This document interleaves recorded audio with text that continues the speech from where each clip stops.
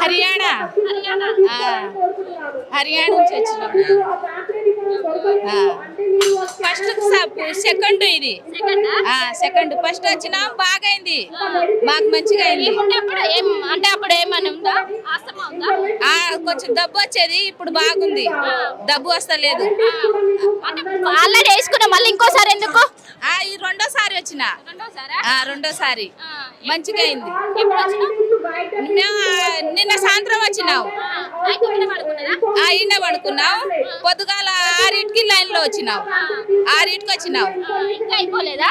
ఇంకా అయిపోలేదు, ఈడికి వచ్చినాం, 6కి వచ్చి ఈడికి వచ్చినాం. మరి టిఫిన్స్ ఏమైనా చేశారా? ఇక్కడ ఫుడ్ అరేంజ్ చేశారా? అక్కడ టీ ఇచ్చిండ్రు, ఉప్మా ఇచ్చిండ్రు, అక్కడ ఫ్రీగానే ఇస్తున్నారు. ఈ చేప మింగేది తినకుండా వచ్చినావు, తింటే అసలు చేయదు, తినకుండా వస్తే మనకే మంచిది. ఇక్కడ ఇస్తున్నారు. ఈ చేపలకు 40 రూపాయలు పైసల్లో తెస్తున్నాం,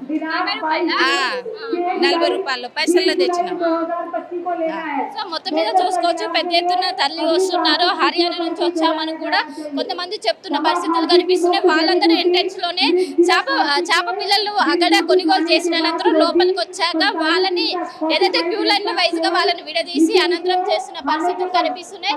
సో మొత్తం మీద ఈ రేపు మధ్యాహ్నం వరకు ఈ కార్యక్రమం అనేది కొనసాగనుంది. దీనికి సంబంధించినటువంటి మొత్తం కూడా పెద్ద ఎత్తున ఇప్పటికే గ్రౌండ్ కి చేరుకుని నిన్న రాత్రి ఇక్కడికి చేరుకొని రాత్రి ఇక్కడే బస చేసి అనంతరం క్యూ లైన్ పడిగాపులు కాస్తున్నారు.